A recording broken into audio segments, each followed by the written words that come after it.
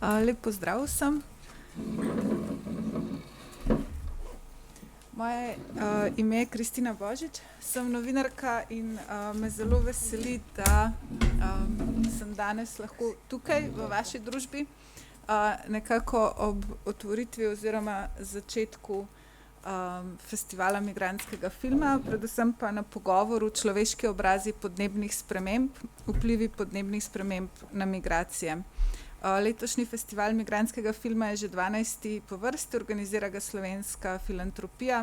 Še enkrat pa zahvala organizatorjem današnjega dogodka, in sicer platformi nevladnih organizacij za razvoj, humanitarno pomoč in globalno učenje Sloga ter Društvu za sonaraven razvoj Fokus. Mislim, da film je na nek način mogoče sijajna iztočnica glede na tematiko današnjega pogovora, ker se zdi, da se bomo pogovarjali ravno mogoče o glasovih in ljudeh, ki se zdi, da so deloma manjkali v filmu ali pa postali že nekdo drug oziroma vstopili v drugo fazo svojih življenj.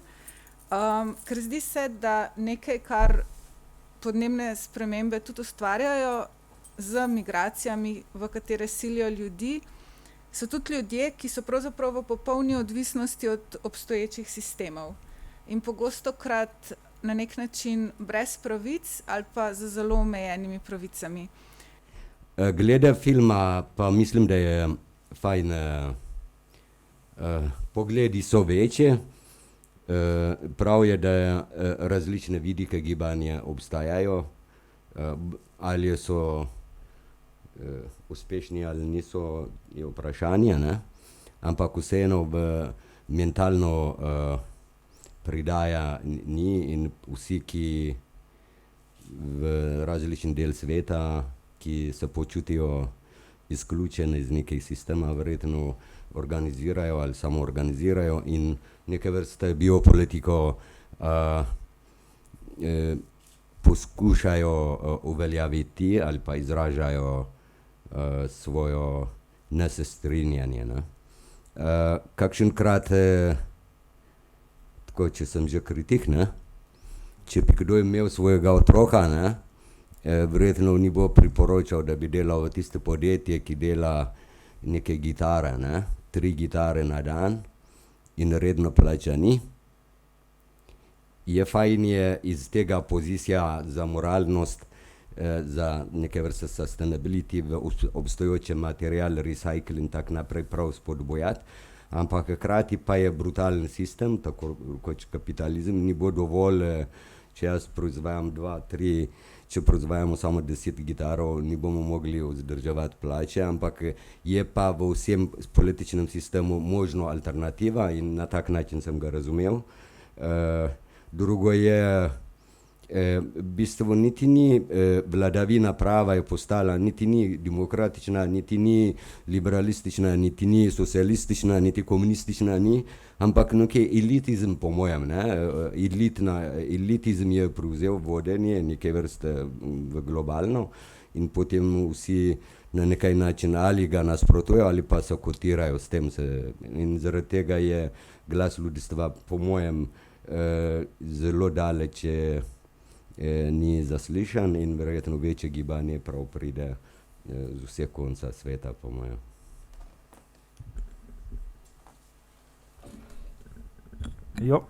Evo, hvala lepa še za povabilo v mojem imenu. Jaz sem takole s temi filmi, ne, ker nekaj smo jih že videli, podobnih ali pa drugačnih ali pa bolj podrobnih ali pa tudi kakorkoli že. Jaz sem zelo previden pri podajanju nekih informacij, a ne, ki niso, bom rekel, bolj obsežne ali pa bolj globoke, ker ne prinesejo nekaj pač tistih več informacij ali pa dejstev, ki bi si jih jaz osebno, a ne, želel slišati, saj jih pač vem, do določene mere. Tako da želel bi si recimo, a ne, da bi taki filmi bili, saj so tudi, bolj, bom rekel, razširjeni, podrobni, da bi nam prinesli več informacij, da bi bolj izobraževali človeka, a ne.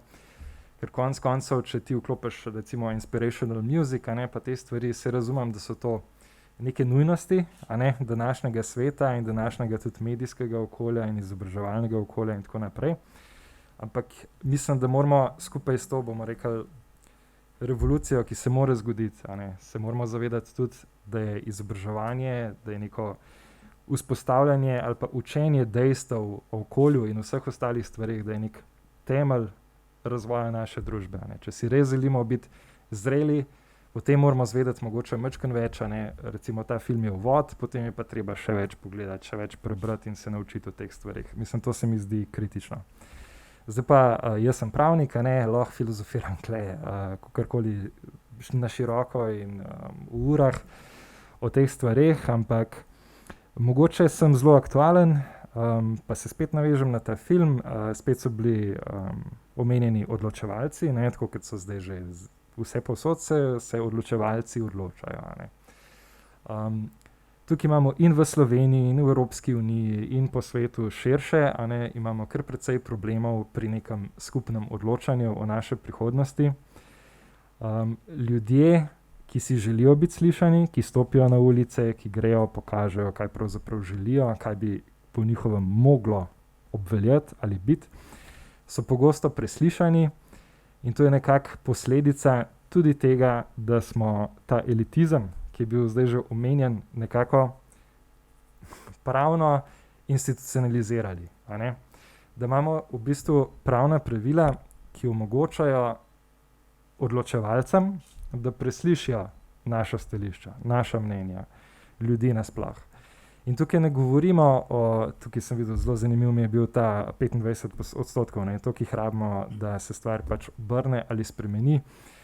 Jaz močno verjamem, da bi taka večina bila izjemno izvedljiva in možna in da nas je precej več kot to. Samo pač ob tem se moramo zavedati, da nam obstoječi sistem, pa zdaj, če govorimo o kapitalizmu ali pa o državi, pravni državi, zahodni demokraciji, če lahko rečemo temu demokracija, da se moramo zavedati, da nam sistem ne bo prav nič pomagal na tej poti. In to vam kot pravnik v zadnjem letu ali pa v zadnjih pač tudi več letih nima zdaj veze, katera recimo v Sloveniji je oblast, katera je v Evropski uniji oblast in tako naprej. Dokler mi ne bomo dojeli, da brez nekega radikalnega premika in nekega radikalnega zbujenja teh ljudi, ki odločajo za nas, da jih res holdamo accountable, to mi najbolj stoji v glavi oziroma s tem izrazom sem najbolj zadovoljen. Dokler tega ne bo, nam bomo težko premaknili naprej. Ampak verjamem, da je mogoče, ne me narobe razumeti, nisem pesimist, samo v obliki obstoječega sistema, takšen kot je, ne bo šlo. Bomo mogli tole spremeniti.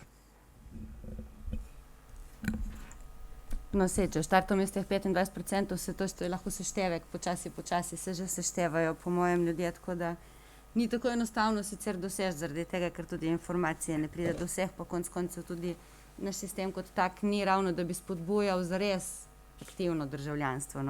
Mogoče, če se na film spet vrnem, mogoče kot kritiko, kaj sem recimo pogrešala. Recimo meni smo predstavljena odločevalce in pa pač proizvajalce, torej kmete, nekoga, ki proizvaja in pač nekoga iz Gvatemale, mislim, da ne. Kolumbije, res, ja, Kolumbije. No, zdaj, ni bilo pa v bistvu tega vmesnega, v bistvu mi imamo pač odločevalce, ki postavljajo pravne okvire, imamo kmete, imamo proizvajalce, tiste, ki v bistvu nekaj delajo, konec koncev tudi donat, tako pač krof je tudi nek proizvod, recimo, ne. Kar manjka vmes je pač to, kar danes imenujemo ekonomija, torej ne izmenjava, ampak pač ekonomija, tisti, ki so močni nadnacionalni akteri, ki imajo zelo velik vpliv tako na pravo, tudi ne, to je mogoče en del, ki mi je manjkal. Pa prikaz krofa, zdaj recimo smo videli, kaj meri krof, ampak kje dejansko smo danes v krofu, ne. Če bi pogledali krof s to sliko, kjer kaže v bistvu, kje smo mi prebili vse te meje, bi bilo mogoče drugače, tudi drugačen efekt. Namreč vse, kar se okoljskih mej tiče, smo že marsikatero prebili, tako da v bistvu bi videli te rdeče puščice in linije, ki štrlijo ven na vse strani, medtem ko tudi nismo dosegli zadovoljivo vseh potreb, ki jih imamo ljudje, ki so vezani ne zgolj na okolje. Tako da to je mogoče nekaj, kar je manjkalo. Ja, no, to mogoče na kratko, no, če se glih navežem, mogoče glih procesi zanimivo je, ne, v bistvu se v bistvu porajajo te procesi soodločanja, nekako sodelovanja. Videli smo tle proteste, ne, ampak videli smo, to je en način, videli smo drugi način, ki je vzemanje stvari v svoje roke, torej neke skupnostne prakse, neka tovarna, kjer v bistvu sodelujejo, ljudje delajo skupaj. Ampak tega se moramo v bistvu ponovno učiti, no, to v bistvu ta vidik, ki se mi zdi, da nam malo manjka, ker v bistvu ne znamo več kakovostno soodločati, sodelovati, participirati, če govorimo o ekonomiji in o politiki in skupnostno upravljati. Ne. Še vedno v bistvu gledamo, dosti smo zataknjeni v ta sistem, ki nas jemlje kot posameznike, kot enega človeka, ki bo spremenil svet, ne pa kot skupnosti, kjer je treba sodelovati. In kjer ni rečeno, da bo outcome takšen, kakršni si želimo. Ne? Konec koncev, če sodelujemo, ne moramo sodelovati samo taki, ki se recimo strinjamo, moramo sodelovati tudi s takimi, ki se morda ne. Tako da to mogoče je še en tak vidik, ki mogoče je tle malo šepalo. No pa da ne bom preveč, lahko gremo mogoče naprej, da se ne bom zataknila v samo kritiko. Zdi se mi pa fajn, da je pokazalo v bistvu, da se da nekaj narediti, da so možnosti, da obstajajo, da lahko v bistvu kot posameznik sprožiš, ne vem, eno kampanjo za ohranitev nečesa, da lahko sprožiš neko drugačen način poslovanja in proizvodnje hrane in tudi, da lahko se vpletaš v bistvu v politike na različne načine. Ne? Najlepša hvala vsem. Pa bi se mogoče vrnila na nekaj, kar v bistvu si Živa ti zdaj omenila, torej tudi izkoriščanje različnih delov sveta pa tako. In pa potem v bistvu na nek način verjetno geografsko, pa tudi ni samo geografska vez Evrope na Afriko, ne? Ker v bistvu je to izkoriščanje poteka tudi iz drugih kontinentov, pa Evropa tudi izkorišča druge kontinente, ne samo afriškega. Ampak vseeno, pa če se vrnem tudi na to, kar je bilo prej rečeno, ne? Torej vprašanje Afrike in da v bistvu neznanje je problem lahko, oziroma je problem tistega posameznika, ki pač pristane na svojo ignoranco, pristane na govor sovraštva in na drugačenje pač nekoga, ki ni to, kdo smo mi, oziroma je pač sam svoj posameznik. In zdi se, ne, da to neznanje vse bolj postaja naš problem. In si na nek način ne moramo več privoščiti tega, da nam je vse en, če nekdo ne ve. Tako da, mogoče vprašanje, koliko je potenciala, da se da lahko oblikujemo drugačno vizijo sveta, kjer ne bo več v bistvu teh osnov, na katerih pravzaprav temeljimo v veliki meri, če pomislimo, ne vem, kolonialnost, pa tudi konec koncev današnje, verjetno vsak od nas, če nekaj pogleda, je če nič drugega v telefonih, ne, so kovine, ki prihajajo iz Afrike in tam so posledice, ki jih pa mi ne vidimo, oziroma jih potem vidimo mogoče, kot nam politiki radi predstavljajo, ne, prek migracij. Ampak v resnici je pa potem zraven še marsikošna dimenzija tega, od podnebnih sprememb, ki so vezane, skratka, da ne bom preveč. Koliko imamo sposobnosti, oziroma kako se gradi vizija sveta, ki gre v bistvu proti stoletjem tega položaja Evrope in njenega odnosa do drugih kontinentov. In kaj moramo najprej narediti v Evropi? Hvala lepa. Če bi vedel jaz,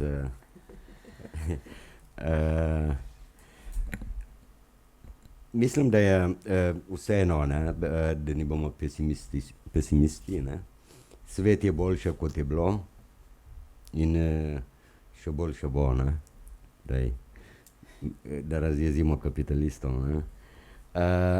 Ko gre za Afriko, Afrika je velik kontinent, ima 54 koliko držav, tako da v severu, v zahodu, kakšne kolegi in kolegice, ki ste noter, ki poznate, verjetno bolj veste, pester je, takoj svojo geopolitični položaj, kot tudi zgodovino od znotraj in tako naprej, ne.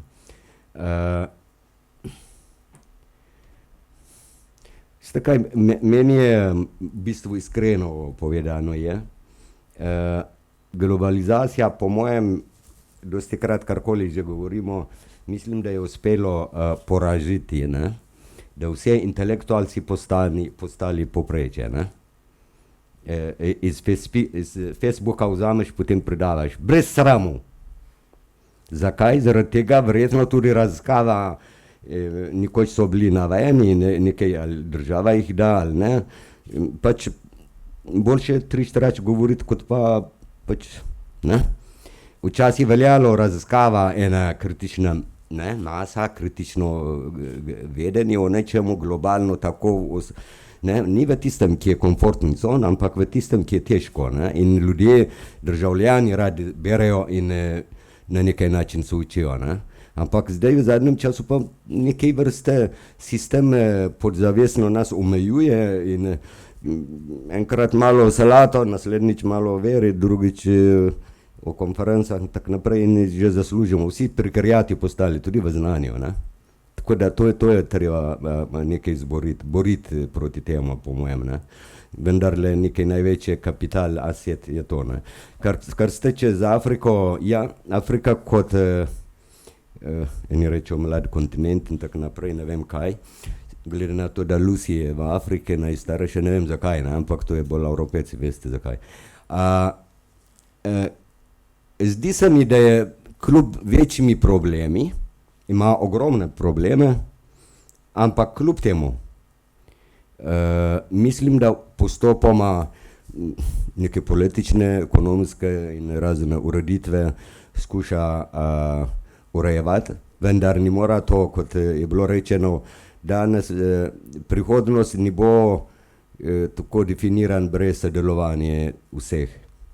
Nekoč se mislim, definiralo tako, da nekaj avtocesta nekdo izumil, ne, nekaj iz Berlina, ne, kako mora svet stati in potem na tak način verjetno je bilo, ne, ampak tega ne bo šlo, ne. In zaradi tega, po mojem, prvo je socialno mreženje, kar tudi je v Evropi veliko ljudi, ogromno ljudi v bistvu, zato da je Afrika zdaj kot je veliko dalo tako podporo, kljub temu drugih negativnih vplivih lahko so, ampak iz Evrope človeške vire, sodelovanje in tako naprej. Danes pa, po mojem, v tem prekariatskem svetu, ne, vsak je prekariat, ne. In verjetno bomo rekli, združite prekariati, ne, glede nekaj temu, ne. Drugo, po mojem, s tem migracija, kot ste rekla, migracija so postala kot nekaj orodje ali pa nekaj tehnica za prikazovanje sever in jug, po mojem, ne. In vmes kakšno začimbo zraven dajaš in to je to, ne, ki je pokrita z lažnim in tako naprej. Vendar včasih večina ste se učili neke raznolikosti moč je v raznolikosti, ne. Danes pa je ni zaželena beseda, to je nekaj kruta zadeva, daj nekaj, no, tega demagogija in tako naprej, ne. Eni rečejo s temi, kako gre za Afriko, drugi terminologije dajo, ne. Ampak vseeno jaz verjamem v tem, ne, to, kar mi vemo, tako umsko kot tudi kar imamo, je produkt različnih ras, različnih ver, različnih kontinentov. Nobene kontinent nikoli ni bil samo zadosten, za nobene stvar. Tako da glede tega kakšenkrat populistično ali pa v zmanjšane oblike lahko predstavijo nekaj velikan, nekaj kontinent, ampak jaz mislim, da je Evropa kljub temu je nekaj šolan populacije ima, tako da teh mreženje, sodelovanje in tako naprej je večje možnosti. Res je, teh vseh aktivnosti, ki se delujemo, je odvisen, veste, nekaj življenje tudi je projekten, ne. Tudi znanost je projekten, tudi oblikovati državo je postal projekten, je odvisen od projekta, ne. In upam, da bomo teh obstoječih sistemov bomo izkoristili za to, da kot je bilo v filmu pokazano, neka alternativa glede več sodelovanja v civilne družbe, akademsko sodelovanje in tudi v različnih znanjih. Nobeni kontinent ni tako močan, da ne bi rabil nikoga, ki je, ne. Če malo, ne, tako da zaradi tega, po mojem, ne, je pa res zdaj, ko ta tragedija, zdaj jaz vidim mogoče namerno tudi glede migrantov, ilegalnih migrantov in tako naprej, ne, ker to je po svoj tudi neke vrste biznis, ne, migration business se reče zdaj, ne, ali pa človeški biznis, ker tako politično neke vrste pridobivanje točke, politične točke ali pa tudi ekonomske, ne, trgovanje z ljudmi ilegalno in tako naprej je. Drugo je ta, da skrajšam, mi in oni je postal neke vrste formaliziran, ne. In zato, da oni, da ne pridejo, je treba visoko orodje, high-tech nekaj defense system in tako naprej in tukaj tudi zaslužijo različne orožarske podjetje, ne.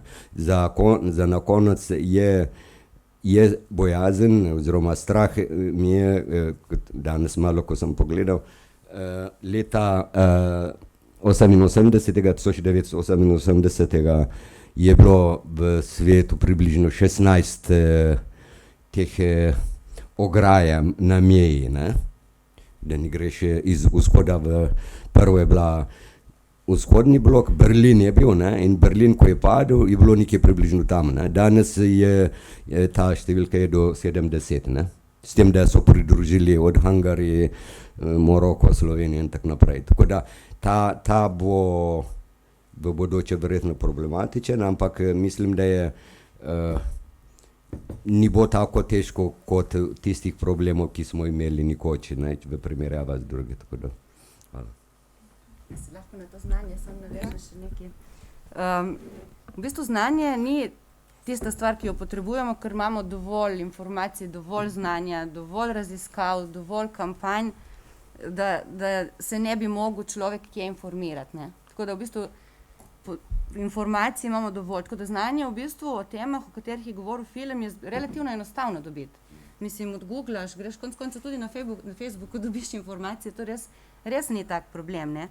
Bolj problem je v bistvu združevanje tega znanja z vrednotami in potem akcijo. Dejansko, ne, mi smo delali recimo raziskavo med mladimi pač o etični hrani, kjer smo spraševali tudi o vidiku delavskih pravic, predvsem iz držav proizvajalk, tako imenovanih, torej tako imenovanega globalnega juga, ker ne bi imeli ne kave, ne čokolade, ne palmovega olja, ki mimogrede skoraj vsi mislimo, da ga ne uporabljamo in tako naprej. Skratka, en kup je teh dobrin, ki jih vsakodnevno uporabljamo.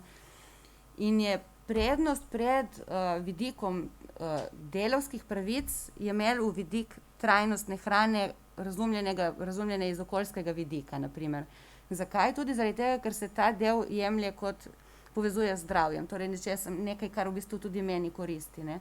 V bistvu to je tudi nas malo presenetilo, da je ta vidik delavskih pravic v teh verigah dosti manj pomemben, kot pa je vidik brez embalaže ali pa vidik, ne vem, ekološke pridelave, kar se tega tiče. Poleg tega pri vrednotah je še ta drugi problem, ne, mi govorimo pač o evropskih vrednotah. Danes lahko vidimo, da v bistvu razumevanje evropskih vrednot je lahko zelo različno, ne. Jaz lahko rečem, da verjamem v evropske vrednote in imam nek svoj set vrednot, ki je v skladu z nekimi okoljskimi kriteriji, z interkulturnimi kriteriji, z solidarnostjo in podobno, ampak nekateri ta isto poimenovane vrednote razumejo pač drugače, ne. Tako da tukaj je v bistvu zelo zanimivo. Poleg tega, da lahko se tudi izražamo in govorimo, da imamo vrednote najboljše, ki so korak do akcije, je pa v bistvu tisti, ki potem dostikrat zmanjka, ne. To je tam, kjer bi mogel tistih 25% doseči, ne 25% informiranih ali pa ljudi, ki poznajo, ampak verjetno 25% tistih, ki svoje vrednote prevede v prakso, v akcijo, ne. To potem bi pa zagotovo premaknilo tudi v sistemske spremembe. Jaz bi mogoče samo dodal.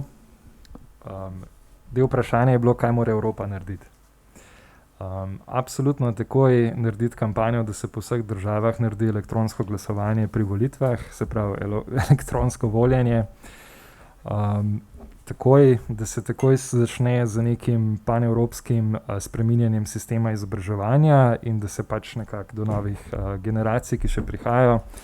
A veste, mi se še vedno na ekonomski fakulteti in podobno se še vedno učimo teh modelov. Še vedno so iste vrednote, isto učenje se še vedno šopa v glave ljudi. In mislim, da je to tista prioriteta, ki se mora spremeniti danes. Mi lahko že, kot smo rekli, teh 25% že dosežemo aktivnih, jaz v to verjamem, ampak potem pa pride še ta resna trajnost. In če govorimo o trajnosti, potem je izobraževanje in aktivacija volivcev, vseh, mladih, starih, vseeno, je imperativ, je najbolj pomembna stvar, kar se mene tiče v tem trenutku. Evropa naj to naredi prioriteto in smo takoj na majčkeno boljšem. No. Ja, poleg določenih zakonodaj, ki jih lahko med tem časom dokaj razvije sistem sprejme, ampak da so tako ambiciozne. Recimo, zdaj se je v bistvu videlo, da lahko in sodišča pripomorejo k izboljšavam praks in zakonodaje in tudi zakonodaja konec koncev. Če pogledamo, zdaj se v bistvu ene par različnih zakonodaj na ravni Evropske unije sprejema, ki so zakonodaje na področju obvezne dolžne skrbnosti na področju okolja in človekovih pravic, pomeni, da podjetja v Evropi, tista, ki imajo v svoji dobavni verigi kogarkoli iz kjerkoli sveta, so odgovorna in morajo v bistvu tudi nositi posledice za tem. Zdaj v bistvu to bi moglo biti ambiciozno in ne preveč poslušati po mojem tistih, ki hočejo to ošibiti. Podobna zakonodaja se sprejema na ravni deforestacije, podobne, mislim, tako da so v bistvu, to bi bilo treba sprejeti ambiciozno zakonodajo, ki predvideva sankcije za tiste, ki škodijo. Imamo konec koncev tudi pravne primere, pravne prakse, kjer so od Shella, naprimer na Nizozemskem dosegli, da mora poplačati škodo in spremeniti ravnanje in zmanjšati emisije. Imamo primer, ki se sicer še vleče, ker se ne ve točno, kdo je odgovoren v Franciji, kjer je Total, kjer je v Ugandi naredil celo štalo, v bistvu, če po domače rečem. Tako da vse stvari dogajajo. To bi se mogli resno in na veliki skali tudi ob tem, ko spreminjamo še sisteme, ki so počasnejše spreminjajo. Pa bi se mogoče obrnila zdaj na tej točki, Samar, tvojo smer. V angleščini ali v slovenščini? Angleško prosim. Okay. Najžalost ne sem razumela okay. vse. Okay. Yeah. Okay. There was some talk also about values, and you mentioned that basically even that your experience is that people mostly have similar values, but just there's place on the so which is on the first place and which is on the second can be different. Mm-hmm. Something that was mentioned was e-voting. But we experience here that, the problem of global citizenship in a way, because we have many migrants or migrant workers or people without papers who don't actually have a voice systemically. And you have researched also somehow the aftermath of Tunisia and Jordan situation and how feminist organizations somehow tried to affect the change in those countries. And given what you have found there, I'm wondering, how do you see can change in the field of climate change be achieved today so that it's not, Europe-centered and Europe-oriented? Because now it seems, Europe feels really good about itself because you're accepting really nice regulation in Brussels. Or there's a plan to do that, but it's not clear how globally minded or aware these processes are. So basically the question is, how to include actually people in the change, coming from experiences in Tunisia and Jordan, how women groups were included, what can we learn from that in Europe, and perhaps globally when it comes to climate change and migrations that are somehow also a consequence of climate change? Yes, well, I think that climate change is or climate justice is a very important topic to reflect on within this context. First of all, regarding the institutions or the people who don't care, like as I said earlier, and you also rephrase it, that it is because there's a structure of power that is not built on equal partnership between gender, ethnicities, geographical, neo-colonial discourse.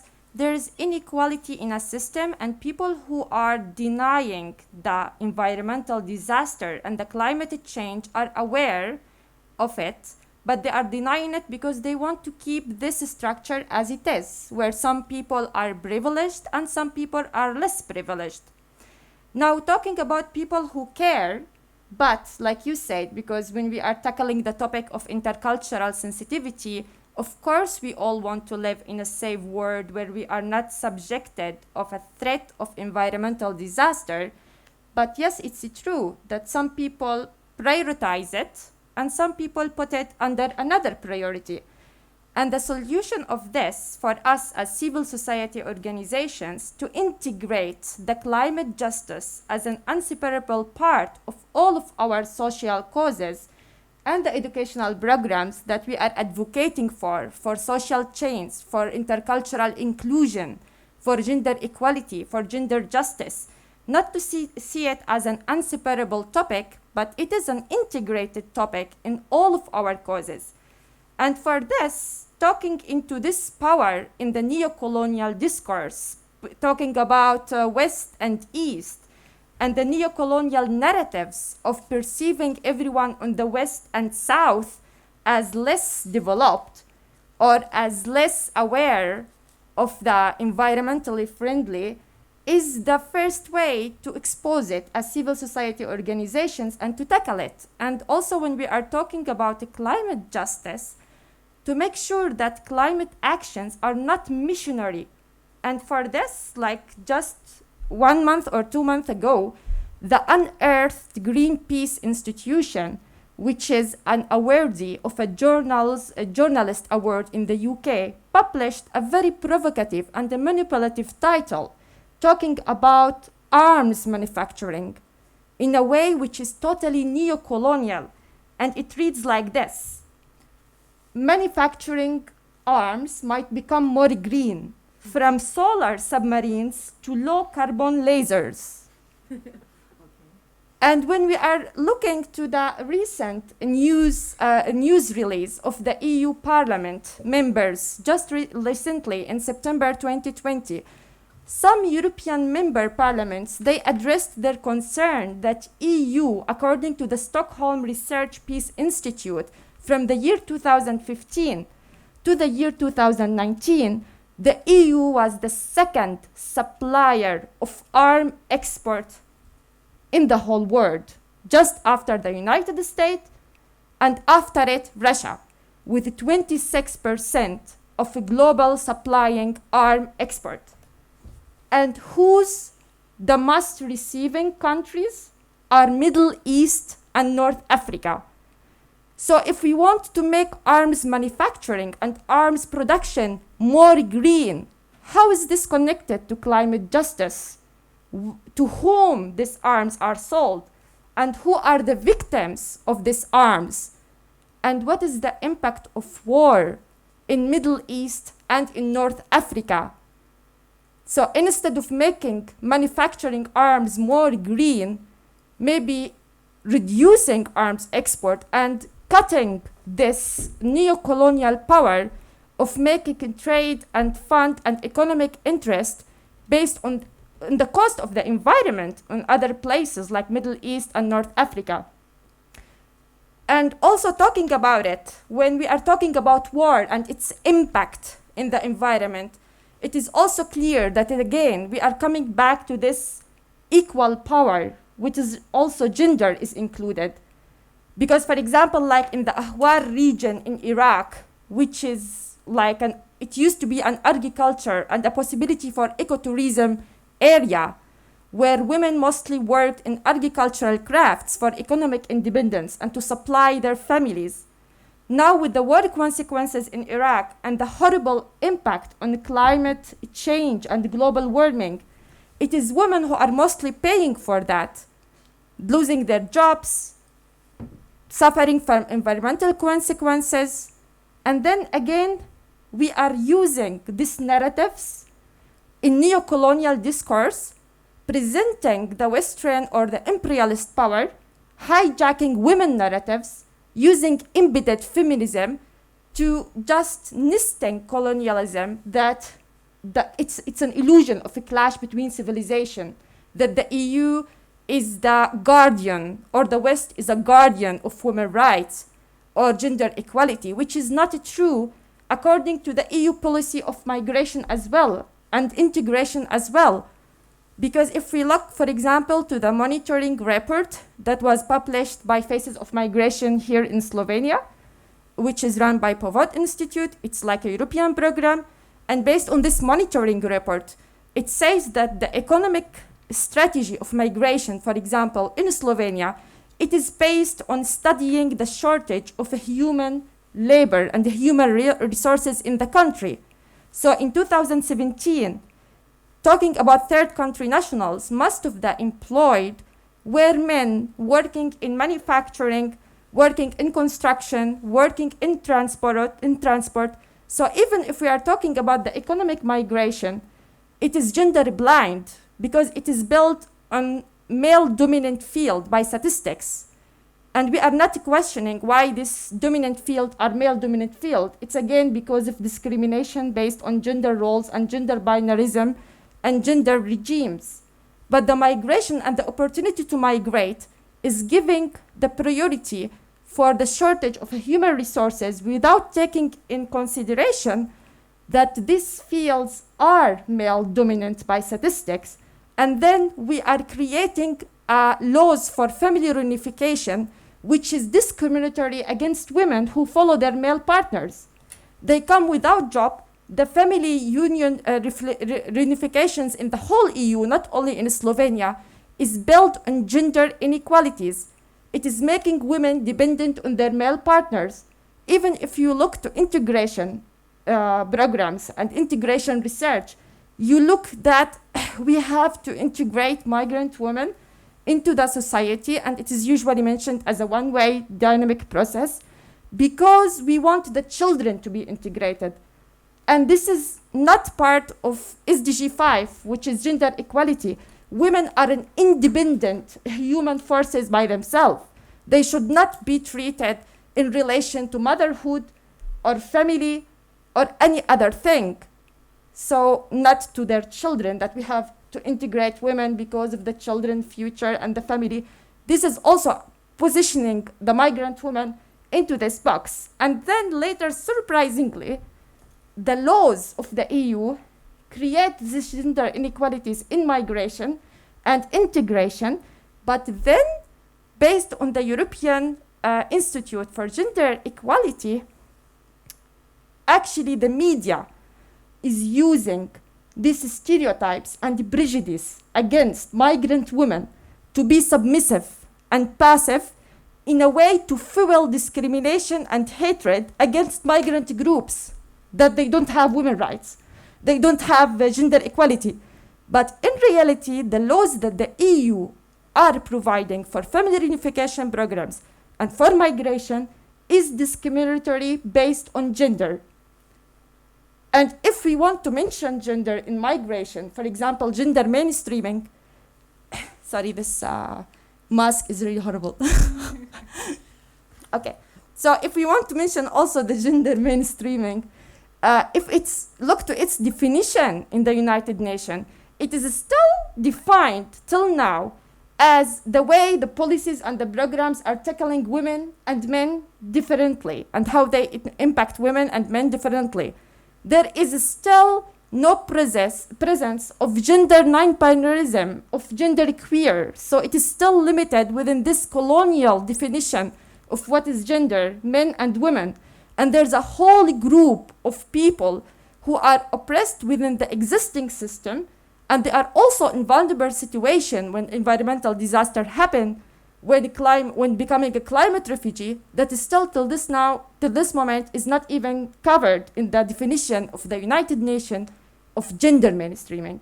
So yeah, like to integrate all these topics together as civil society organization is the way to make people care and connected, not to prioritize values, but to put it all on the same table, that they are all one, like integrated in it, climate justice. Yeah. Thank you. I'll go back into Slovenian. In zdaj sicer prej mislim, da je bilo tako rečeno, pa kar nekako, če sem prav razumela, strinjano tudi s tem, da vladavina prava ni demokratična, ampak elitna. kar si tako me je malo presenetilo, ampak v resnici pa bi me iz pravne zdaj perspektive zanimal mogoče tudi na nek način odgovor ali pa reakcija, na kar smo ravnokar slišali, torej diskriminatornost samih sistemov. In pa kaj točno, oziroma kako se potem znajde znotraj sistema, ki ga obvladuje pravo, kjer pa tudi hkrati vidimo določene premike, kar je tudi preomenila Živa.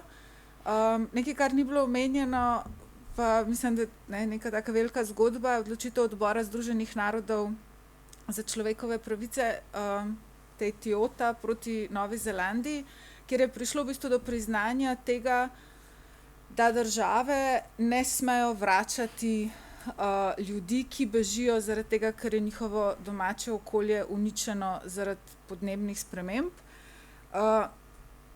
Torej, zdi se, da je nek premik. Ne? Sodišča na Nizozemskem se zdi tudi, da so zelo na nek način napredna, prepoznavajo odgovornost, ne, ravno odločevalcev, da morajo zagotoviti možnost prihodnosti tudi za prihodnje rodove. Na kaj se velja na nek način osredotočiti, oziroma kako razumeti pravo ne kot nekaj, kar nas drži nazaj, ampak nekaj, s čimer lahko pomagamo oblikovati boljšo prihodnost, ali je to čisto iluzorno, pa ne gre to tako? Ja, klele je kar veliko enih tem. Ampak z veseljem začnem z, bova rekla, pravna država.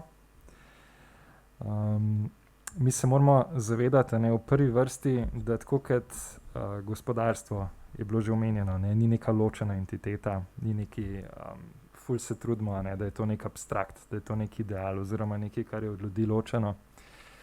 Čist na isti način se je treba zavedati, da tudi pravo napolnjujemo ljudje. A ne? In ta pravila, ki veljajo, so odvisna od tega, kako jih pravzaprav uporabljamo. Mislim, da ste že 100-krat videli, ko se dva odvetnika med sabo prcata, ne vem, na sodišču ali pa kjerkoli druge, in vsak ima čisto svoje stališče glede popolnoma istega stavka. A ne? Tako da, če kje vidimo, ne, to možnost interpretacije oziroma uporabe prava za nekaj pač boljšega, naprednega, progresivnega, potem moramo tudi pravo na tak način dojemati.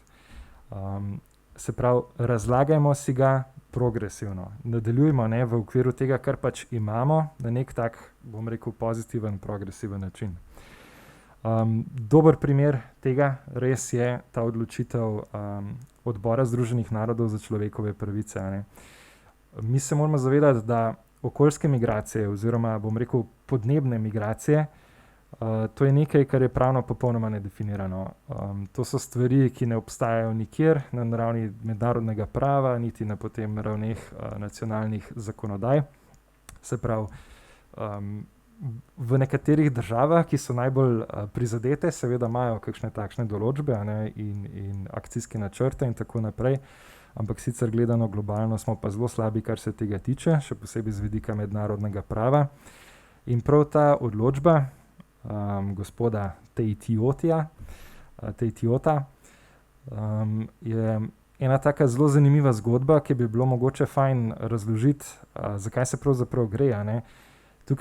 Tukaj je ena državica v Pacifiku, tam približno na sredini, bolj proti Avstraliji dol, kjer imajo atole, se pravi neke koralne otoke, a ne, ki imajo na sredini laguno. To vam že samo pove, ne, da gre za zelo majhno državico, da gre za neke otoke, ki imajo v sredini pravzaprav morje, tako da površine ni kaj dosti. In v tem kontekstu, a ne, se zavedamo tudi, da se površina oziroma gladina morja dviguje in da bo ta država predvidoma čez 10-15 let je ne bo več. Tam je približno 100,000 ljudi, če se jaz prav spomnim, več kot 100,000 ljudi. In s temi vsemi ljudmi bo treba nekaj narediti. Tale gospod se je pa odločil, da gre mečken prej. Ne? In je šel v Novo Zelandijo in je tam v bistvu za svojo družino, za svojo partnerico, je imel 3 otroke, je tudi prosil za azil oziroma za mednarodno zaščito in je v Novi Zelandiji ni dobil, Cel čas je zatrjeval pravzaprav, da se gre za kršenje njegove pravice do življenja, zato ker če se vrne v tako okolje, bom potem naštel vse te stvari, ki jih je zatrjeval, zakaj se gre za kršenje njegove pravice do življenja in prepovedi mučenja in tako naprej. In v Novi Zelandiji pač ni uspel in je pisal na ta odbor Združenih narodov za človekove pravice, ki je pa en res progresiven organ v tem trenutku, na zelo mednarodni, zelo tisti nekje vzgoraj v oblakih ravni, ki podnebne spremembe in tudi okoljske migracije vse bolj dojema skozi oči človekovih pravic. In to je nek razvoj, ki ga je v bistvu zelo lepo videti. Se pravi, govorimo o pravici do življenja, o prepovedi mučenja, o pravici do nekega dostojanstvenega človekovega življenja in tako naprej, o številnih temeljnih človekovih pravicah. In tale odbor je v tem trenutku nek edini tisti organ, ki še nekako progresivno si razlaga pravo, ob čemer se je treba zavedati, da tudi v tem primeru, tale gospod je zatrjeval in dokazal zelo veliko stvari. Se pravi, morska gladina se dviguje, zemlja se zasoljuje, se pravi, vse manj rodovitne zemlje, vse manj možnosti predelovanja hrane, pitna voda se zasoljuje, se pravi, vse manj pitne vode, 60% prebivalcev tega konkretnega otoka je moglo biti na racijah, se pravi, so bili razdeljeni, koliko vode dobi posameznik. Prav tako ni bilo več, vse manj prostora je, v bistvu se zaliva počasi in je vse manj življenjskega prostora za hiše, za bivanje. In se enostavno zgodijo incidenti, se ubijajo med sabo, se pač skregajo agresivni spori in tako naprej. In vse to je dokazal, vse to je povedal.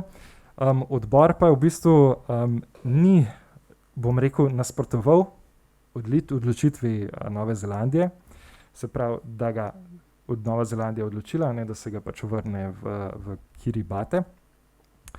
In odbor je temu pritrdil, ker ni ugotovil neposredne grožnje za njegovo življenje. Zakaj?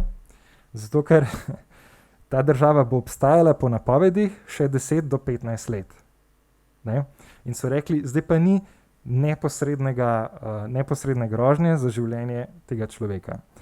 Ampak ob tem se je pa v tem mnenju, to ni v bistvu odločitev, to ni sodba, to ni zavezujoča stvar, to se treba zavedati, to je tisto mehko mednarodno pravo, kot rečemo, so pa prvič noter zapisali oziroma omenjali climate change refugee. Se pravi, prvič je bilo to omenjeno s to besedno zvezo, to je bilo leta 2020, januarja, in razvil se je ta, verjetno poznate, ta koncept pač non-refoulement oziroma nevračanja osebe v državo, iz katere pribeži, če je tam nevarnost, da bo umrla, da bo kruto, nečloveško ali kakorkoli drugače na ta način obravnavana, če bo prišlo do nekih nepopravljivih škod za pravice te osebe oziroma za to osebo. In prvič se v tem mnenju razširja ta non-refoulement oziroma načelo nevračanja tudi na okoljske oziroma podnebne begunce.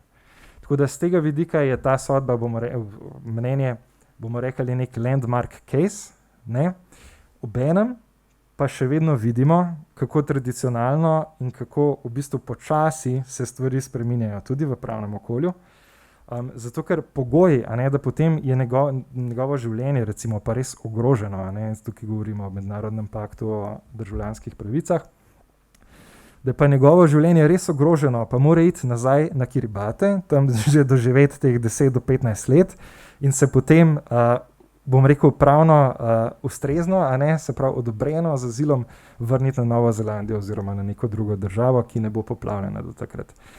Tako da imamo en super precedens, bomo rekli, ki je pokazal, da so stvari možne, da se premikajo naprej, obenem pa vidimo, da gre to izjemno počas. Se pravi, da bodo, jaz sem prepričan, da bo v prihodnjih primerih, pa tudi potem na ravnih Evropske unije, Amerike in tako naprej, Rusije, Kitajske, pojma nimam zdaj, koga bi klele vse noter vključil, ampak verjamem, da bo imel to nek vpliv na njih, po drugi strani se pa bojim, da je to v tem trenutku še vse majčkeno premalo. In isto, če gremo še naprej, ne, zdaj smo omenjali tudi podnebne tožbe v Evropski uniji. Ne. Se pravi, Evropa je spet ena izmed večjih izpustnic toplogrednih plinov. Se pravi, te uspehi, ki se dogajajo v Evropski uniji z vidika pač prava in pravnih pač postopkov, podnebnih tožb, so super. To je izjemna pridobitev, ker se argumenti recimo iz urgende se uporabljajo pač vse posod, to je neko znanje, ki se akumulira, javno se senzibilira k temu, vse več je, ne vem, in medijske, in pravne, in drugačnih pač pritiskov na vsako državo pač članico Evropske unije in možnost uspeha teh podnebnih tožb je vse večja. Recimo, da tudi v Sloveniji lahko začnemo razmišljati o taki podnebni tožbi. Ampak ob upoštevanju tega, imamo pa še vedno pri sprejemanju vseh teh možnih predpisov, govorili smo o raznih evropskih uredbah, direktivah, ki se bodo zdaj spreminjale, ki prinašajo pač ta European Green Deal, smo pa še vedno, seveda je vse super, mi si lahko zdaj nekaj govorimo, ni vse super, to sem hotel povedati.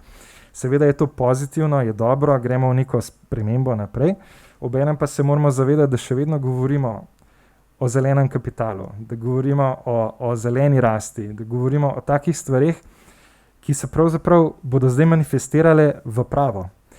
In tudi pravna sredstva, ki bodo prišla iz tega, recimo pričakujemo zdaj nov Evropski podnebni zakon, ki je eden izmed teh krovnih dokumentov, in v njem se predvideva, da bodo imele države članice, da bo možno na nacionalnem sodišču pravzaprav izpodbijati, nacionalni energetski podnebni načrt, dolgoročno podnebno strategijo, ki je pred kratkim prišla ven in tako naprej. Tako da z tega vidika super, ampak še vedno se gibljemo v nekem kontekstu, ki ga napolnjujemo ljudje, pravilo se bere zelo super, zelo fajn, ampak potem pa pridemo do neke implementacije, pri kateri pa moramo biti pač izjemno previdni, in razmišljati, kaj to dejansko pomeni za, ne zdaj, da bomo mi zmagali na sodišču, pa bo pač država naredila absolutno pač nič, ampak se je treba zavedati, da bo pritisk mogel biti širši kot recimo odločitev Ustavnega sodišča Republike Slovenije. Mi lahko sprožamo postopke, vsakič dobimo nek nov argument, neko novo pač ugotovitev, ki nam služi pri prihodnih primerih. Se pa moramo zavedati, da vsem smo ljudje tisti, ki bomo potem od izvršilne pač oblasti naše zahtevali, da to implementira. Tako da bom rekel, jaz sem nočem izpasti niti pesimist, niti pretiran optimist, bi bil zelo vesel, da smo vsi bistveno bolj realistični, kar se teh stvari tiče, in da se zavedamo v tem kontekstu, da je treba enostavno, da je pravo samo eno izmed orodij, s katerim lahko seveda premaknemo stvari naprej, si zapišemo pravila, ki veljajo na dolgi rok, ampak da je tukaj zavest ljudi in izobraženost in vse to, kar sem pač tudi že prej omenil in smo tudi drugi danes že povedali, da to mora iti v kontekstu in z roko v roki. Da samo pravna pravila in samo sprožanje postopkov, pred vsemi možnimi sodišči, ne bo dost, da je treba pač tukaj z roko v roki iti naprej. Najlepša hvala. Hkrati tudi v bistvu vabilo od samega začetka, tudi če so kakšna vprašanja, pripravite jih, jih bomo zelo veseli. Mislim, da vsi. Bi pa jaz, preden pogledam med vas, v bistvu še eno vprašanje, mogoče pa se nanesem oziroma poskusim navezati, na kar je bilo ravnokar rečeno oziroma opisano, ker se zdi, da je neka taka fenomenalna pravna okrutnost trenutnega sistema. Ljudi vračamo nazaj, še 10 let trpijo ali pa živijo v nekih neprijetnih pogojih, pa mogoče lahko pridejo, pa bomo še enkrat pogledali. In zdi se, da znotraj tega je neka nelogičnost. Ogromen denarja gre za ta vračanja. Ali so to podnebni begunci, ali pa so to v resnici begunci, ki so zdaj tukaj pri nas. Ta možnost, ki je omenjena, sicer tudi, da rabimo veliko znanja z različnih vidikov in ki lahko pride mogoče iz ravno številčnosti in raznolikosti naših znanj in naših izkušenj in različnih sanj, ki jih imamo, se zdi, da znotraj sistema pa nekako ne pride noter oziroma jo sistem ni pripravljen sprejeti. Pa bi vprašala v bistvu Živa tebe, glede na to, kar smo slišali zdaj, glede na to, kako politično ali pa družbeno veliko govorimo o različnih krizah, ne, se da te stvari v bistvu na nek način preplesti. Tukaj je bilo govora o ekonomiji krofa, lahko govorimo o odrasti. Kako o tem govoriti v okoljih, kjer mogoče pa še vedno se ljudje predvsem ukvarjajo s tem, da ne zagotovijo svojim družinam hrano, da si zagotovijo elektriko, da morajo iti, sicer to tudi v Sloveniji, ne, ampak da morajo iti nekam daleč stran od svojega doma po vodo, ker jo nimajo iz pipe in to ni nekaj samoumevnega. Skratka, kako govoriti o odrasti, o vseh teh krizah, ki prihajajo, o okrutnosti sistema, ki ne seže in v bistvu znotraj sedanjega migracijskega sistema in se kaže v podnebnih spremembah in zdi se, da bo sproducirala še več tega, o pravičnosti in koliko je tukaj lahko nekega izenačevanja, oziroma a so naše zgodbe peljejo proti eni skupni, lahko oblikujemo skupno rešitev, koliko je tukaj prostora, koliko je v bistvu govor o sonaravnosti smiselen, ne vem, v drugih koncih sveta. Mislim, to definitivno to je vse ista zgodba, ne. Zato je včasih problem govoriti o njej, zato ker je tako kompleksna, ne. Ti v bistvu ne moreš imeti boja proti podnebnim spremembam brez upoštevanja pravičnosti, brez upoštevanja te intersekcionalnosti, brez upoštevanja vidika žensk in drugih spolov in podobno, ne. V bistvu to so krize, ki se itak jih ne da ločiti, ne. Zdaj tukaj smo sicer videli, v filmu so govorili o krofu, krof dejansko je samo kazalec, ne. Krofi v bistvu poskušajo predstaviti krof kot alternativo BDP-ju, ne, ker pač BDP je ustaljen merilec nekega ekonomskega uspeha določene države, s katerim se v bistvu potem lahko na svetu primerjajo države in rečejo, aha, ta je boljša, ta je slabša, in če rečemo, letos bomo imeli 5% rasti BDP-ja, to pomeni, da zdaj smo pa ful ok in super in in sploh, ne. Zdaj recimo krof je alternativa temu, zato ker je več drugih majhnih takih kazalcev, ki pa v bistvu še niso uveljavljeni. Vprašanje, če bo krof uveljavljen, ker je bolj kompleksen, je pa res, da vsaj na manjši ravni se ga skuša v bistvu implementirati. Tu so se rekli za Bruselj, Amsterdam je v bistvu tudi že, mislim, da še dlje kot Bruselj, no.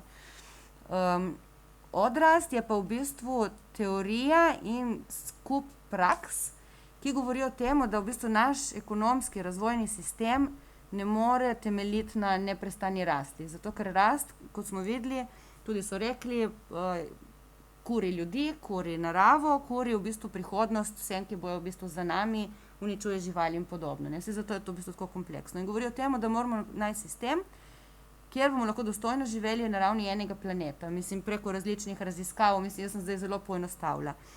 In mogoče poenostavitev je tudi en način, na katerega recimo mi predstavljamo te kompleksne zgodbe tudi recimo drugim sogovornikom, kjer recimo, dobro, zdaj, če se bom pogovarjala z mojimi sogovorniki za mizo, verjetno bom že vem, kaj oni mislijo o ostalih stvareh, poznam stališča, se bomo drugače pogovarjali. Če pa so ljudje, za katere stališča ne poznam, gremo po zgodbah, ne vem, naprimer, pač pijemo kavo zjutraj, ja, pijemo kavo, ok, piješ kavo, rabiš kavo, ja, rabim kavo, nujna kava, ok, kje piješ kavo, kakšna je ta kava, odkot prihaja, raste pri nas, ne raste pri nas. To pomeni, da v bistvu v eni navadni šalici kavi, ki jo skoraj vsak v bistvu polnoleten Slovenec pije, verjetno ne čisto vsak, ampak zelo veliko, in jo jemljemo kot nekaj samoumevnega, se skriva ta zgodba. Torej se skrivajo države, kjer jo proizvajajo, kjer so v bistvu multinacionalke, ki nam to kavo pripeljejo, vzpostavljajo razmere, ki so izkoriščevalske, kjer v bistvu povzročijo to, da je okolje uničeno, da so v bistvu ljudje, ki tam delajo, izkoriščeni in da dejansko se tudi zaradi tega dogajajo notranje razseljevanja, ne. Mi migracije vedno jih jemljemo kot migracije ljudi, ki od nekod drugje pridejo k nam in zdaj ampak migracije, velik del se dogaja znotraj držav, med državami, za katere niti dosti imen včasih ne poznamo. Tu so vpleteni, torej vpliv naše skodelice kave je na družbeno dogajanje na okolje v državi, kjer se proizvaja, z načinom pridelave vpliva tudi na podnebne spremembe, načinom prevoza, no prevoz je še najmanj v tej zgodbi. In konec koncev posledica je tudi za nas ta, da pijemo pač kavo, ki ni kakovostna, zato ker je vse skupaj zmešano in je teženje po čim nižji ceni. Ne. V tej zgodbi, kako bi bila predrugačena, je enostavno tako. Kava pač je luksuzen izdelek, ga ne potrebujemo za preživetje, še vedno jo konzumiramo, torej v bistvu moramo lahko lažje kot recimo pri telefonih, ki so bolj kompleksni, te različne spremembe apliciramo. Se pozanimamo, odkot je, krajše dobavne verige, vemo, kdo je proizvedel, poskrbimo za to, da so, konec koncev niso vsi certifikati 100%, ampak jih je dosti takih, ki nam zagotavlja, da marsikatera pravica ni kršena. In to je nekako način, preko predmetov našega vsakdanjega življenja se prikaže celoten ta kompleksen sistem. Od trgovcev pri nas do zakonodaje, ki v bistvu določa varno hrano in podobno. Konec koncev, z našim načinom življenja in našim povzročanjem podnebnih sprememb vplivamo tudi na rast kave, kjer se lahko samo za 1 stopinjo spremeni podnebje, ker kava raste in bo nehala rast. Bo treba tudi to spremeniti, spet posledice za lokalno prebivalstvo in okolje. Torej, v bistvu, če že gledamo zelo sebično, z vplivanjem na podnebne spremembe bom jaz imela težavo s tem, da bom dobila kavo. Ne? Zelo sebično. Ne? Hočem reči, to je način, na katerega potem skušamo prikazati ljudem, ki so mogoče manj v tej temi, manj informirani in ki bi jim radi na enostaven način plastično prikazali problematiko globalno, ki je zelo kompleksna, na enostaven način gremo na ta. S tem, da je tukaj treba se vedeti, da ni dovolj, da pač jaz pijem samo drugo kavo, ampak moram biti še pač aktivna v družbi, ne vem, posaditi drevo pri vrtcu, spomniti mamo, da ne vem, mogoče pa bi bilo fajn iti voliti. Tako, kup enih majhnih stvari, ne. V bistvu poenostavitev, ampak ne poenostavitev na ta način, da se izognemo govoru o kompleksnosti, ampak poenostavitev na to, da si v bistvu počutimo, da je to naš problem tudi, ne. Okay. Mogoče kakšno vprašanje? Če lahko. Ja. Mogoče bi še tole mikrofon, da če se... Aha, okej. Samo sem mislil, vse tudi civilna družba ne mora delati. Država mora funkcionirati, kako mora delati, ne. Veste, s tem, da sintetizira nekaj znanje, da, ne. Mi nimamo niti orodje, niti, to je nekaj kot pravi, ne. Civilna družba to dela. Ampak bi bilo lepo nekaj formalni, izobraževalni sistem tudi v te kompleks se opredeli, ne. In zato, ker največji kapital zameni za narod, mislim, da je znanje, ne. In če to selektivno naredimo in pripustimo nekomu, potem je problem, ne. Kot je bilo rečeno, zelena ekonomija, podobna nekaj okoljska nekaj ekonomija, če pride, mora biti opremljena z zakonom, z različnimi metodologijami. In največji problem je, kot nekaj razpršen sistem, ko imamo, vsak se trudi v dobro vero, ne, ampak po mojem nekaj država mora funkcionirati in tako naprej, učitelji ali pa izobraževalni sistem, po mojem, mora tudi podpirati, po mojem, no. Prej, ko ste rekla za te kolegice, da bi za orožje, orodarske afere, to je največji problem, recimo, gledate okoljske begunce. To je nekaj seksi terminologija, ne? Ko moramo tistim, ki imajo že kvalificirane pravne neke situacije, ki lahko dobili azil, smo to pripustili in vsak dan proizvajamo en drugega, ne. To, da je to zgodilo, ta primer, to je dobrodošlo in tako naprej, ne. Ampak če pa masovno bi prišlo, ne, to pa potem orožarska podjetja poskrbi oddaleč, da lahko detekcija naredi, da lahko z enim metkom lahko več ustreli in tako naprej in smo tam, ne. Tako da po mojem ta orožarske te podjetje za leta 2015 v neki Washington, recimo en Kevin Watson, v neki konference je rekel, zaradi migracija je ameriški interes ogrožen. Ne? What does that mean? Spet šatel imamo in te šatelov oziroma surovin pride iz Konga, iz Južne Afrike in iz ne vem koga in tako naprej in moramo zaščititi ta teren. Ne? V bistvu niti ni bi rabili migracija, itak so tega zaščitijo, ne? Ampak hočem povedati, ena nova pojav, ko pride, nekdo ga polasti, ga uporablja, bodi organsko povezan ali ne, ampak pač nekaj noter se zapakira, kot da je dejansko migracija to ogroža nekaj American security. In tam Kuba, da ne bo prišla, nekaj high-tech mora biti in tako naprej. In te high-techi pa rabijo tudi posebne elemente, minerale in tako naprej in dostikrat so verjetno iz Afrike, ne? In takrat zaradi tega je prej, ko smo bili Kolumbija, tam masovno degradiran nekaj sistem, ne? Ta okolja, da na novo postane neke vrste bivalno, ne? To rabi, ne? In to je ta tako škoda okolja, ne? Environmental damage, ki bi lahko pa bilo pravno tudi, ne? Nekaj multinacionalci. Nekdo, ko je investor, ko pride, v bistvu vzame dvakrat Slovenija v površinsko, da je to njihov. Noter ni greš, nič. Noben ne bo šel, ker je že kupil.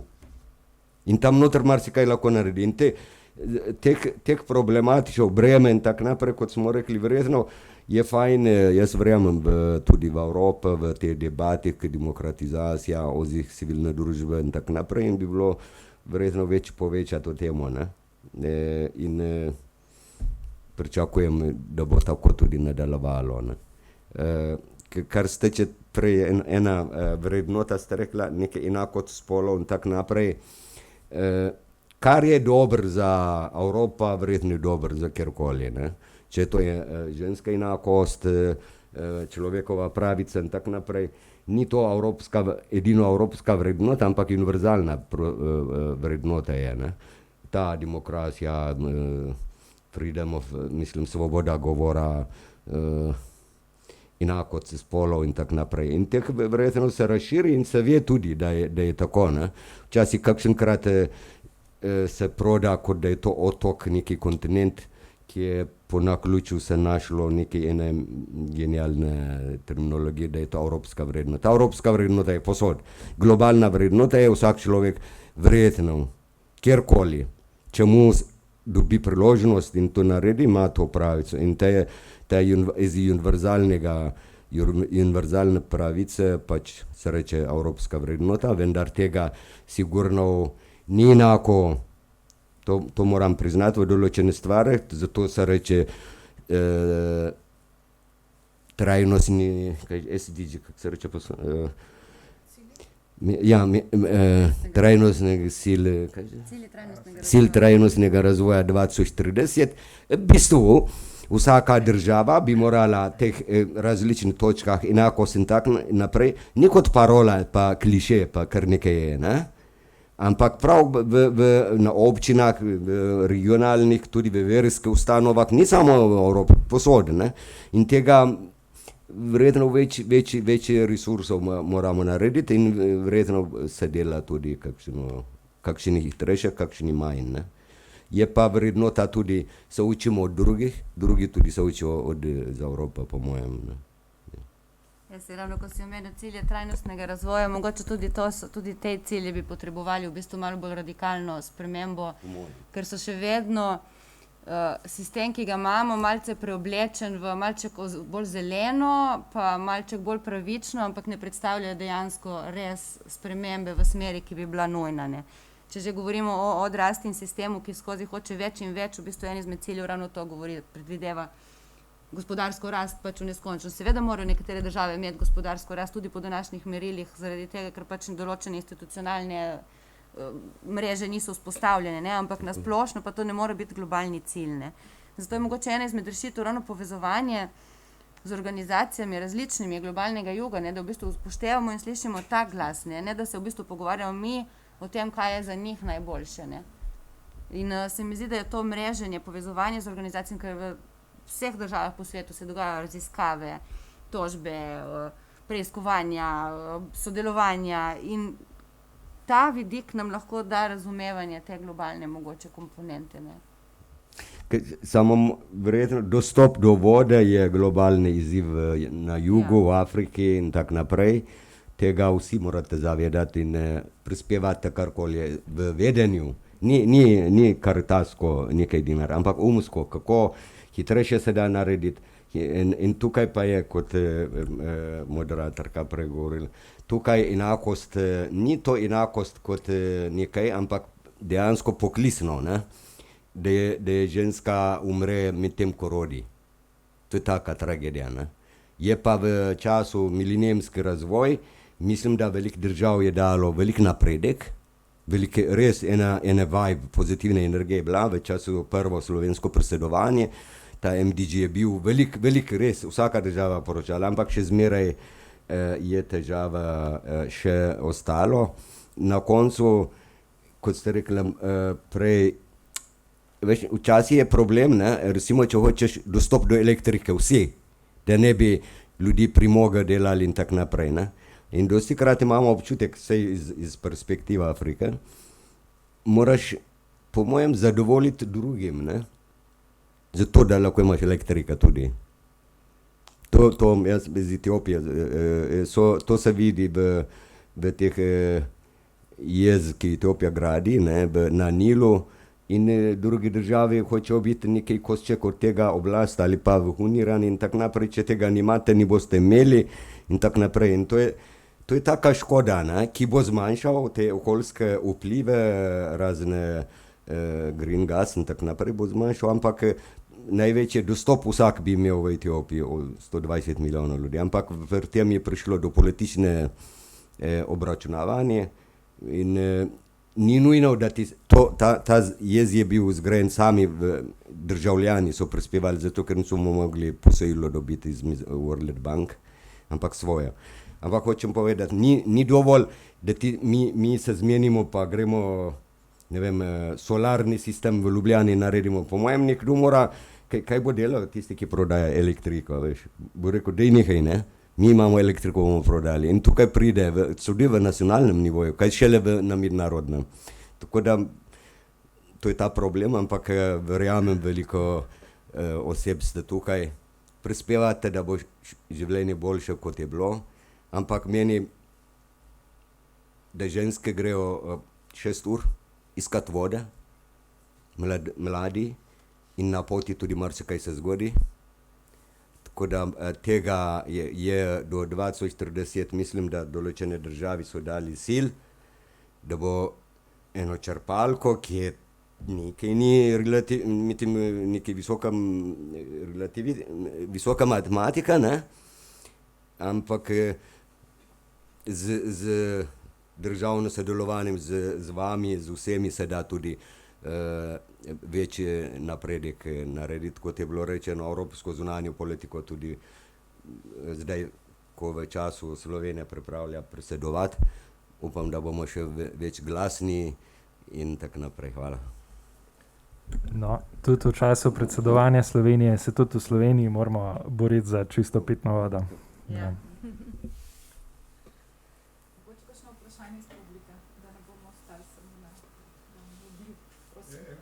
Kratko opasko, če smem, v tej debati, ko je Jače omenil pomanjkanje vode v Južni Afriki, ne?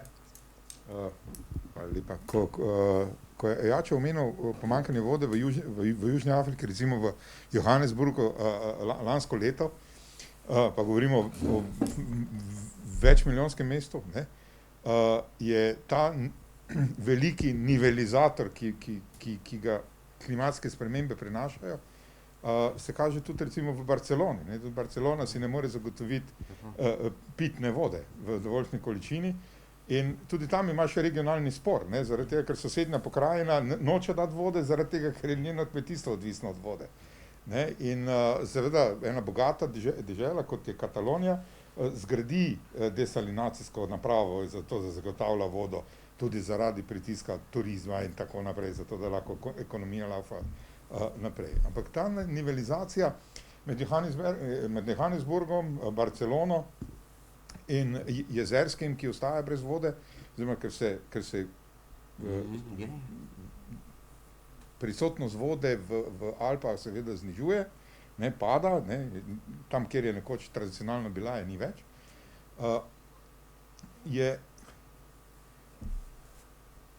govori o tem, da se mi lahko z fenomenom migracij srečujemo v tem trenutku tudi v Sloveniji, zaradi podnebnih sprememb že, ne. Spreminjanje padavin, vpliva na lokalno kmetijstvo, padanje cen nepremičnin, nezanimivost selitev v urbane predele, skratka, je nekaj, s čimer se lahko tukaj že srečamo. In tisto, kar se mi zdi ključno v tej celi zgodbi, je to, da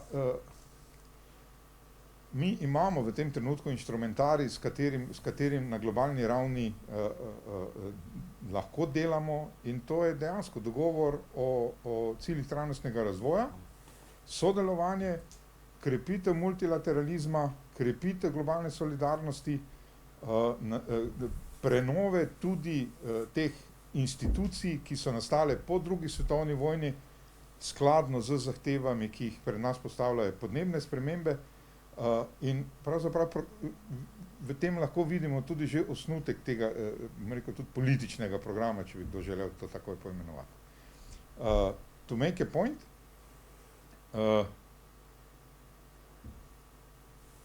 seveda je osebna izkušnja zelo pomembna pri tem, kakšno izbiro bom jaz naredil.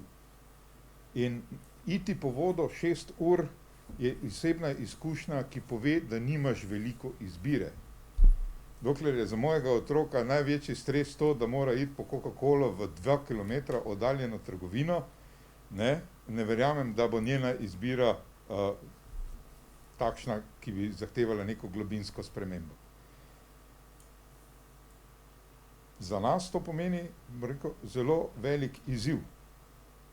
Na kak način v tej, kako bi rekel, demagogiji blaginje sprejeti odločitve, ki pomenijo zmanjšanje komoditete.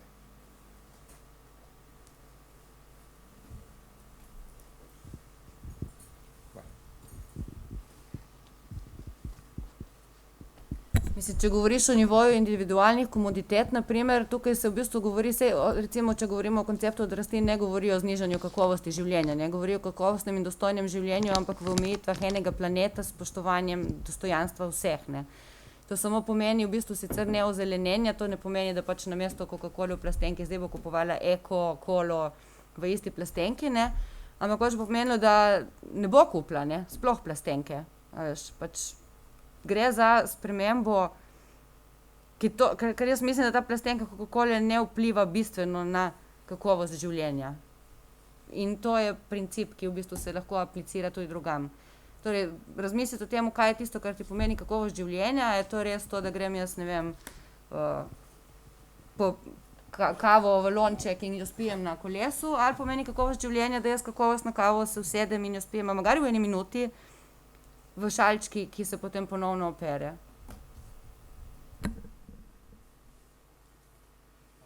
Ok, jaz imam še par vprašanj. Najprej hvala vam za to debato.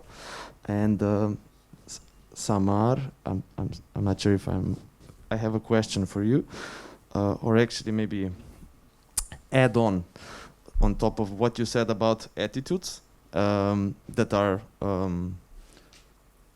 you can see some intersection between hate attitudes towards outgroups.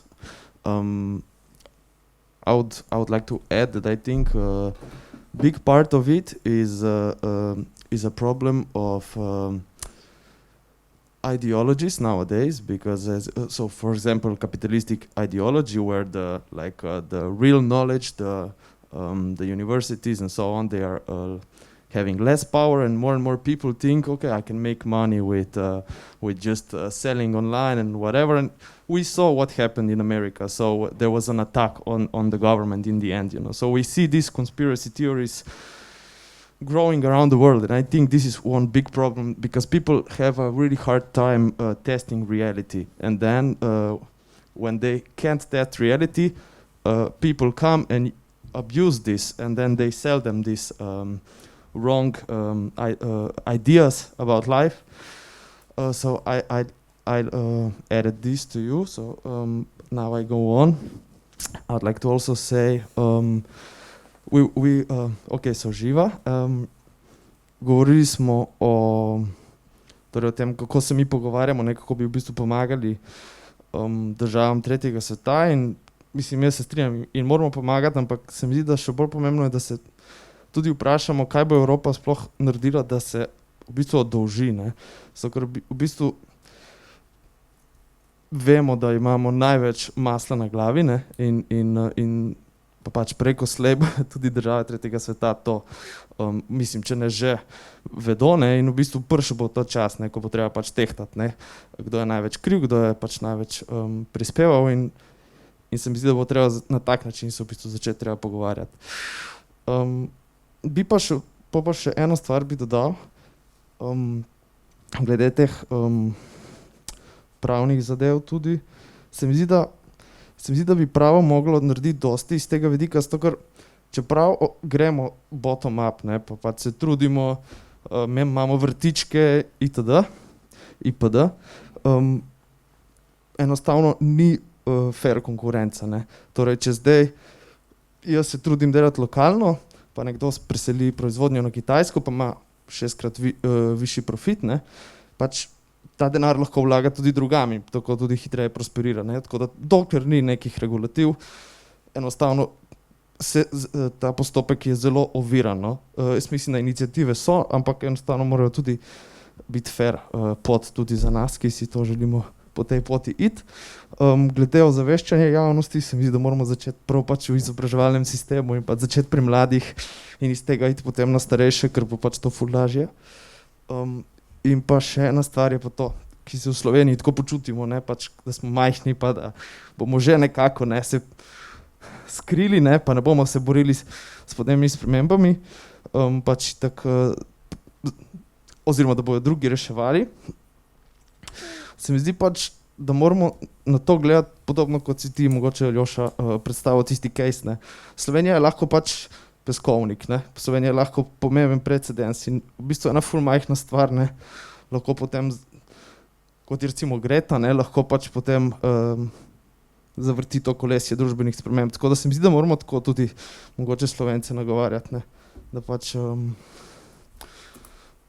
da imamo to moč, no. Čeprav smo majhni, pa imamo feeling, da pač nijamo, jo v bistvu imamo, no. In tudi odgovornost. Tako da to.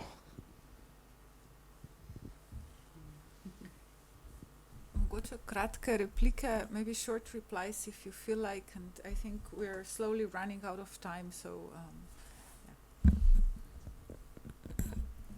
Okay, yes. Well, thank you for the add-on.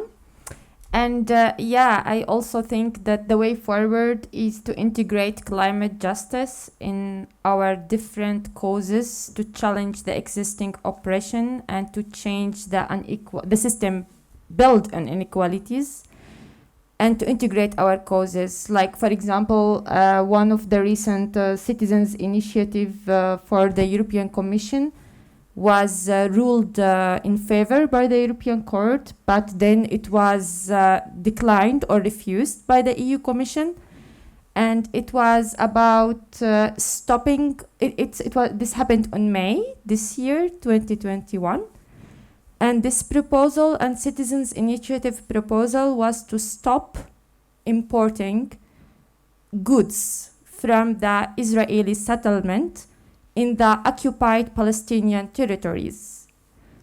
And it was declined, and integrating climate justice into this concept, there is evidence from the field of how the Israeli settlement and the Israeli occupation forces is destroying environment, causing climate disasters and climate change by the apartheid wall around the West Bank And not talking that this is also proved by recent reports published by the Eco Peace Institute in Tel Aviv, in cooperation with the University of Tel Aviv, where this report said clearly that the sewage in the water in Gaza, the electric infrastructure in Gaza, and the sewage water in Gaza is actually threatening the beaches in Israel and the water resources in Israel.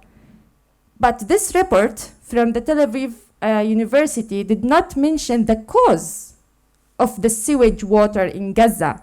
It is mentioned by other reports that in 2014, Israel bombed the water plants treatment in Gaza. And since 2014, till my last updates in 2018, it was not rebuilt, it was not replaced. And why? Because the Israeli siege around Gaza is not allowing any construction pieces or suppliers to go into the Strip. So the sewage water, which is affecting the Israeli citizens in the occupied side, is connected to the occupation practices itself. Next of the apartheid wall around the West Bank that is cutting the lands that's supposed to be for agriculture, and it is harming the people and the checkpoints, and it is harming the most affected people by gender and sex-based discrimination. So the EU Commission, the executive arm, refused this proposal this year in May. Maybe if we tell them about how this attitude is not only causing ethnic cleansing about Palestinians, because maybe Palestinians' lives does not matter, but does climate justice really matter? If you preach about it, then you should do something about it. So integration of our causes, climate is justice means integrating justice everywhere, in our policies, civil society organizations, and activist work. Mogoče sem na kratko, ne. V bistvu terminologije tudi se bomo mogli naučiti, ne. V bistvu mi ne pomagamo v bistvu tretjemu svetu, tretji svet ne obstaja, vsi smo en svet, ne. Mislim, ne mislim slabo zdaj, ampak to je posledica šolskega sistema v bistvu med drugim, ne.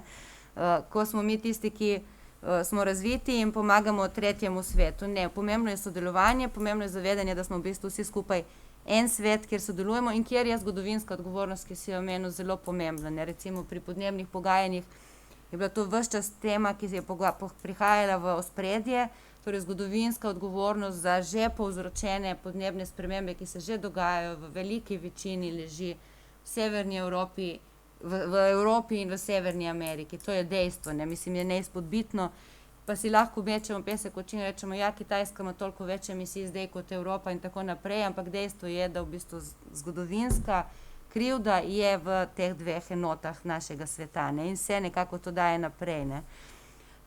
Mogoče, kar se tiče podnebja in Slovenije, ja, Slovenija je zelo ranljiva, ne, v bistvu, če ne bomo nič naredili, ta business as usual, 3 stopinje do konca tega stoletja, velike posledice za kmetijstvo, vodo in vse skupaj, tako da to je, ta zelenost Slovenije nam včasih daje vtis, da v bistvu ni treba pri nas nič narediti, ker itak se ne bo nič hudega zgodilo. In potencial, ja, potencial, ravno zaradi tega, ker je Slovenija majhna, bi bilo v bistvu obvladljivo možno v bistvu tudi narediti kak korak naprej, kakšen malo bolj ambiciozen korak, ker bi se lažje v bistvu implementiralo kot v veliki enoti, dejstvo, ne. Pa mogoče ena cvetka iz izobraževalnega sistema, ne, v bistvu dostikrat smo se tudi nekako dotikali tega. Mogoče, ja, če to bo tebi zanimivo, to je ziher. Sin je imel, so peli pesmico, ki je šla Zulu, Zulu, neki Zulu, ne, in so risali indijance severnoameriške, ne, na sličicah. Danes, mislim, prejšnji teden, hočem reči, ne, tako da ja, tukaj je še marsikaj za narediti, no. Mi dovoliš, v bistvu, veš kaj, fajn je, kot majhna država, ki ima neke vrste prednost, da Slovenija ni imela takih in drugačnih, ki si hotel neke vrste ownership vzeti, čeprav ni spadaš, ne. to je taka tragedija, veš, včasih mišice pokazati francosko dolžnost ali pa dolgove Francozom en Slovenec ne bo mogel nositi niti nič, ne. Ni treba tukaj, ne, mi smo tukaj in imamo tega breme. In ko sem rekel, ni treba, nobene države ni pomagaš. Kar sem mislil dati je, če imaš biznes, prej recimo, ko je bilo v tem filmu, večina nima niti SP-ja, ne. To je, ne, ampak če pa bi hotel vode, nekaj iskati in tako, nekaj biznes obstaja v teh v afriških državah, sem mislil, ne. Iz poslovnega vidika gledamo, prosim, nikamor nas ni peljalo ostalo, ne. In drugo pa je, Evropska komisija je največja, naj bi bila ta razvojna pomoč naj bi dala na svetu, največ, ne. In fajn je kot aktivni državljan slediti, kako učinkovito denar kje kam gre in tudi ta denar, ali si kakšen SP naredil in si šel v neke države, ne, a veš, poslovno.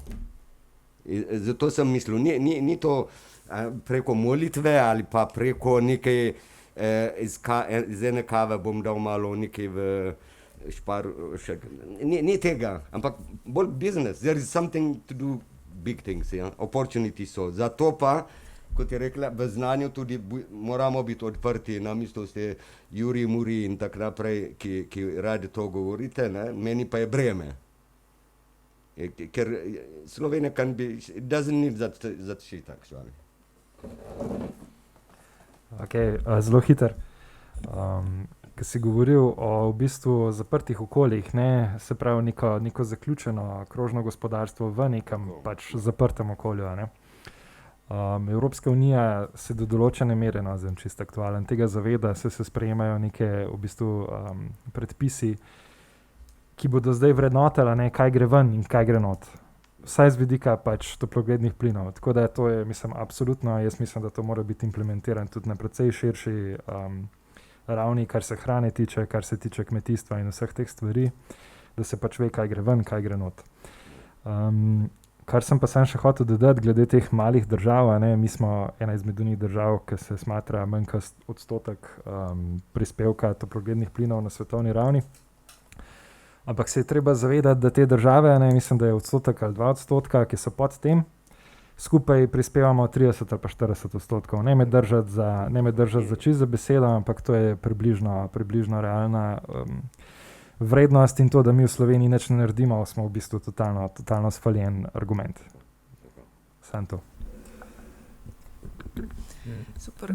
Najlepša hvala z moje strani vsem, predvsem gostom, ki so si vzeli čas ven za vaše vprašanja, organizatorjem, Slovenski filantropiji za letošnji že 12. festival migrantskega filma, platformi Sloga in društvu Fokus.